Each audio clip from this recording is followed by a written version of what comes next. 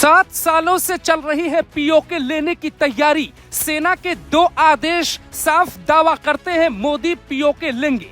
Army chief को जयशंकर ने मिलने बुलाया। पीएमओ में हलचल तेज, नया हथियार भी ले रहा है भारत। नेताओं के बयान नहीं सरकार की नीति समझाते हैं। क्या अमेरिका चीन से 2-2 हाथ करने की तैयारी में है मोदी? पाकिस्तान की रातों की नींद क्यों उड़ी है? क्या पीओके का सपना सच होने जा रहा है? क्या मोदी का मौन तूफान से पहले का संकेत है? पाकिस्तान को घर में घेर कर हमले की तैयारी पूरी हो रही है। क्या मोदी कुछ ऐसा करने वाले हैं जिसके बाद सियासी भूकंप आना पक्का है? ऐसा भी क्या कर सकते हैं और क्यों बार बार पीएम मोदी को कहना पड़ रहा है 6 महीने में कुछ ऐसा होगा कि भूकंप आ जाएगा? बीजेपी सत्ता में आती है तो क्या होने वाला है? इस बात को ऐसे समझते हैं, जब पीएम बोलते हैं तो कम घातक होते हैं और जब मौन होते हैं तो ज्यादा विध्वंसक हो जाते हैं। कहानी क्या है, इस बात को समझने के लिए आपको अगले 3 मिनट तक हमारी रिपोर्ट को देखना पड़ेगा।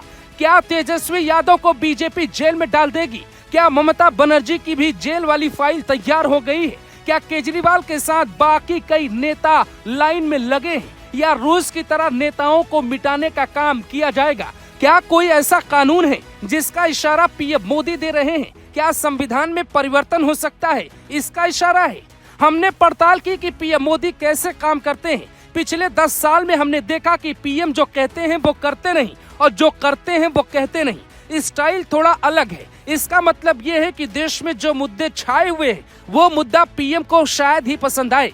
कोई ऐसा प्रयोग होगा जिसके बाद अमेरिका से लेकर चीन तक हिल जाएंगे। जनसंख्या नियंत्रण कानून ऐसा नहीं है कि पीएम को बोलना पड़े कि तूफान आ जाएगा। मुसलमानों को लेकर भी कोई ठोस कानून आता दिखाई नहीं दे रहा। तो क्या देश का नहीं बल्कि विदेश नीति की तरफ कोई इशारा कर रहे हैं पीएम? क्या पीओके को लेकर कोई तैयारी है? वो क्यों, आपको बहुत बारीकी से समझाने जा रहे हैं।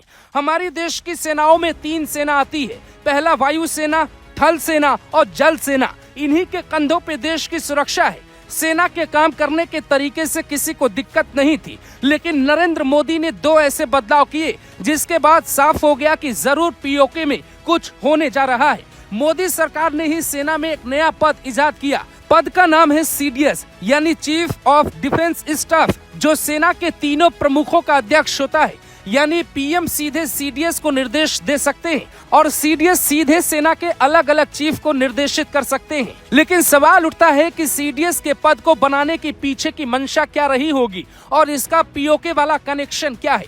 पहले रक्षा मंत्रालय और सेना अलग अलग काम करती थी, मतलब तालमेल में दिक्कत थी। मोदी सरकार ने सीडीएस को सेना की ताकत के साथ साथ रक्षा मंत्रालय में भी दखल दे दी। रक्षा मंत्रालय के डिपार्टमेंट ऑफ मिलिट्री अफेयर्स में डायरेक्टर का पद भी सीडीएस को दे दिया गया। यानी रक्षा मंत्रालय और सेना एक साथ मिलकर अब काम कर सकती है। ऐसा क्यों हुआ वो भी आपको समझाते हैं। आर्मी मैन की भाषा में एक शब्द बार बार आता है जिसे कहते हैं पॉलिटिकल बॉस कौन है। युद्ध से पहले नेताओं से पूछना पड़ता था क्या करना है, उसे ही पॉलिटिकल बॉस कहते हैं। मोदी सरकार ने प्रथा बंद कर दी, लेकिन क्या इतने मात्र से पीओके का इशारा मिलता है? हमने और अंदर जाके पड़ताल करने की कोशिश की। भारी मात्रा में भारत ने अमेरिका से लेकर इजराइल तक से हथियार खरीदे। खुद भारतीय वैज्ञानिकों ने एक से बढ़कर एक मिसाइलें तैयार की। ड्रोन सिस्टम को सही किया गया और उसके साथ ही भारत सरकार ने एक बार में ही सेना की भर्ती प्रक्रिया के तौर तरीकों को भी बदल डाला। अग्निवीर योजना और सीडीएस के पद का क्या एक दूसरे की तरफ इशारा है?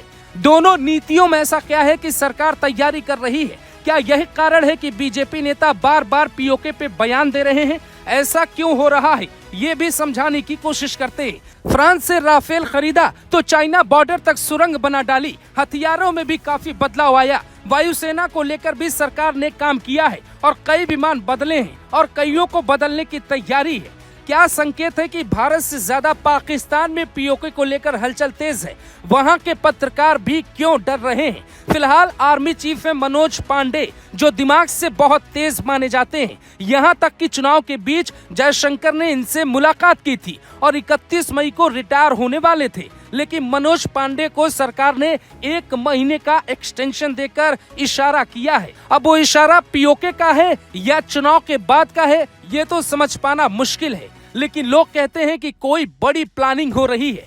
क्या ऐसा होगा कि सरकार दुनिया को हिला देगी? ये तो वक्त बताएगा, लेकिन प्रधानमंत्री का दावा और ऐलान डराने से कम नहीं है।